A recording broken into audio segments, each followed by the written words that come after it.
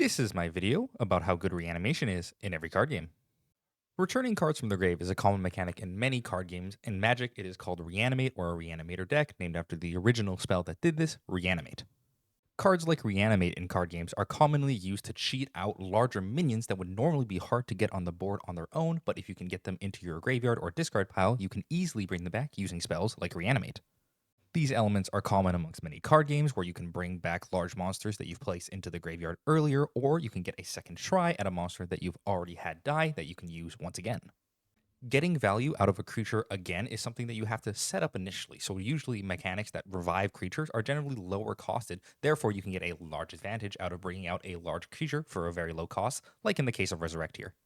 In this video, I'm going to be both talking about fair and unfair versions of Reanimation. When I talk about this, I mean that fair Reanimation is a card like Night Stretcher, which puts a Pokemon or energy card from your discard pile into your hand.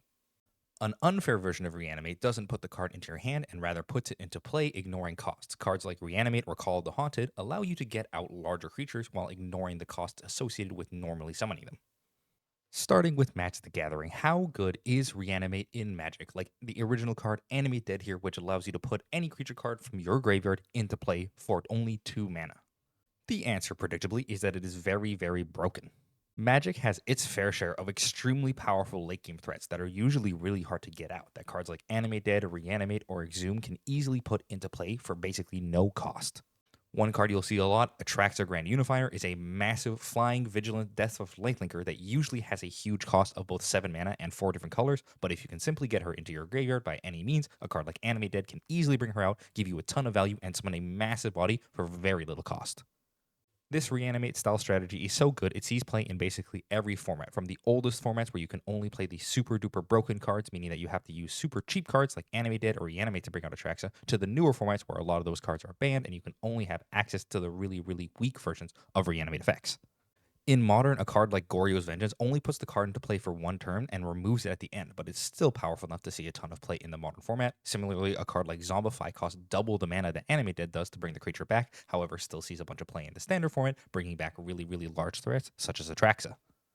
Because Atraxa has been printed into the Standard format, you'll mostly see Atraxa reanimated as she is the best target in almost every format. However, back in the day, before Atraxa was printed, there were many other powerful Reanimator threats that saw tons of play, meaning that this is a type of deck that has existed in Magic since its very early days. But what if we look at the fair version of the card, a card like Raised Dead, which simply puts the creature card from your graveyard into your hand? Without the ability to put the creature into play for free and cheat on its mana cost, the mechanic gets significantly worse and much more powered down. Despite this being much weaker, it still does see some play in some formats depending on the context of what is there. For the most part, you'll see this when it is attached to a meaningfully powerful creature on its own, making the Reanimate effect more of an upside to attach to your powerful creature on the first place. In the Standard format, cards like Overlord or the Balemark let you gain back a creature for 5 mana or 2 mana if you're willing to pay the impending cost, allowing you to both get a large body but also get a creature back to use for other value later on in the game. Cards like Eternal Witness fulfill a similar role in more legacy formats, meaning that you can bring back any card from your hand to your graveyard for only 3 mana, along with the 2/1 body, which will help you stay alive, so that way you can get value out of whatever card you brought back with your Eternal Witness. In general, with most of these cards, you aren't looking to get a lot of value, though. Most of the value that you can gain in Magic is gained through card draw or other mechanics where you 2-for-1 your opponent. Using these cards that get cards back from the graveyard is generally used to get a lot of optionality when you are picking a specific card that you need. Cards like Eternal Witness and Archaeomancer give you a lot of optionality in Magic, especially in the later game, letting you access many different types of cards from your graveyard depending on what you need in the situation, whether that be additional value or a removal spell to help you stay alive. Now for Yu-Gi-Oh! So how good is the Reanimate effect in Yu-Gi-Oh! Like Monster Reborn here, which lets you get any monster from a graveyard and special summon it.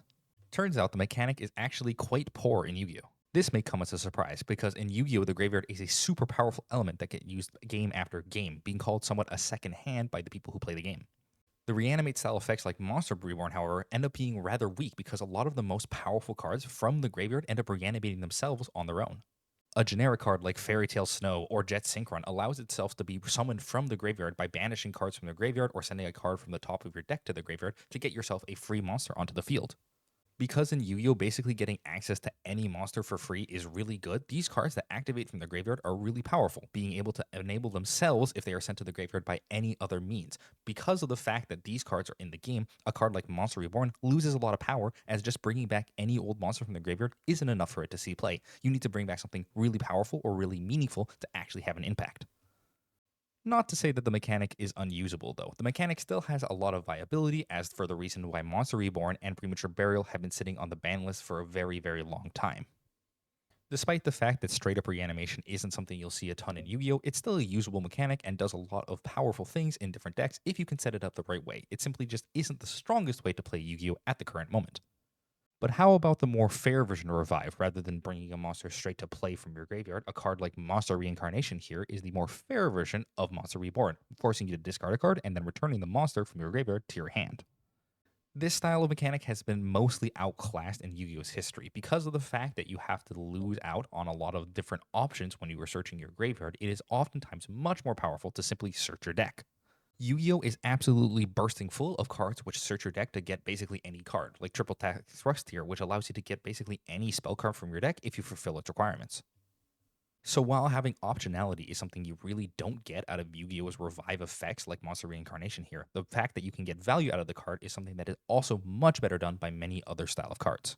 Looking at Malice Whitebinder here, it lets you not only draw a card, but also banish 3 cards. And because all of the Malice cards are built around banishing cards, Whitebinder lets you get a ton of value on your and your opponent's turn when she is brought out. The real nail in the coffin, however, behind these kind of effects is the fact that once per turn effects are present on basically every modern card printed in Yu-Gi-Oh! From your massive boss monsters and endgame cards like Whitebinder here to your very beginning starter cards like Lolipo Yummy here, almost every single card printed in the modern Yu-Gi-Oh! Format has a once per turn on it, stopping you from taking advantage of the effect over and over again. Because Yu-Gi-Oh! Is built around getting only one ability out of a card every turn that you get to play with the card, it means that cards that get you back additional copies of something you've already used have effectively no value in the game unless you are using a card that doesn't have that effect. And because all of the more powerful cards are printed recently, it is very, very unlikely we'll ever see a card that's worth bringing back to your hand to use a second time on the same turn. Now for Hearthstone. So how good is a Reanimate style effect in Hearthstone? Like Resurrect here, which simply returns a friendly minion that died this game to play. Turns out the effect is very good, very similar to how it's played in Magic. Now, as Hearthstone does not have a graveyard being a digital game, it is kind of interesting the ways they have to work around getting a large monster into play and dying before they would otherwise have to do it naturally by simply paying all of the mana. The most infamous example of this is a card like Barnes, which summons a 1/1 copy of a random minion in your deck. By filling your deck with mostly large minions, you can frequently play down Barnes and summon a large minion like Obsidian Statue here. Now, while it only comes out as a 1/1, if you were to resurrect the Obsidian Statue, it would come out with its full stacks as a 4/8, meaning that you can basically cheat the mana, getting this card out for as little as 5 mana, and then repeatedly resummon the Obsidian Statue for its full power for a very, very low cost of the 2 mana resurrect. And repeatedly is really the key word here, as there are many different effects in Hearthstone which allow you to revive a minion over and over again, with cards like Eternal Servitude specifically letting you pick the minion which you want to revive if you had several die during the game. Because of this, Hearthstone's Reanimator is more built around bringing out one large minion one time and repeatedly summoning them over and over and over again, building many large boards over the course of the game after you get that initial kick of getting that large minion into your death pool. But what about the fairer version of Resurrect, the 0 mana card Raise Dead allows you to put 2 friendly minions that died this game into your hand? It turns out it's still very good. Much like the other Hearthstone Reanimator decks, being able to double up on minions you've previously used is a really, really powerful thing to do in Hearthstone. A card like Seance is a card that has seen play in Hearthstone's history, not only for the fact that you can copy your own or your enemy's minions and put them into your hand, giving you a lot of flexibility, but also simply the ability to double up on your powerful effects that you may want to get a second version of over the course of the game. Thanks to the fact that you're only allowed to put 2 of any card into your deck and only 1 of any card if the card is legendary, being able to duplicate your legendaries to get additional value out of cards that are otherwise hard to get additional copies of is extremely valuable in Hearthstone. This is why most of these Resurrect or Reanimate style effects can be used somewhat fairly and still provide a lot of value to the game of Hearthstone. Cards like Resuscitate or Mass Resurrection allow you to summon several minions that have died this game to your board, being a very, very powerful effect even at the larger costs of 5 or 9 mana. As long as you are playing with powerful minions that you will want to use Resuscitate or Mass Resurrection on, it doesn't really matter if you pay the full cost for the card, as you will get a lot of that mana value back out of the minions that you summon off of its effect. This means that Hearthstone has a way of making reanimate style effects really, really powerful without any need to do any sort of cheating in the first place. Just summoning out a large board of powerful minions is an effect that most Hearthstone decks want to do no matter what. Finally, for Pokemon. So how good is a Reanimate style effect in Pokemon? Like Maxie's Hidden Ball Trick here, which lets you put a fighting type Pokemon from your discard pile directly onto your bench. The answer is that it's completely busted, absolutely absurdly broken. Maxie's Hidden Ball Trick and Archie's Ace in the Hole are the only times that these effects have been ever put into the game, and they have never been repeated since because of their power. These effects are so powerful, the game designers even decided to put the restriction on the card that they can only be played when they are the final card in your hand. And even so, the ability of dropping 5 cards pales in comparison to the power of putting a fighting or water type Pokemon from your graveyard onto your bench for free.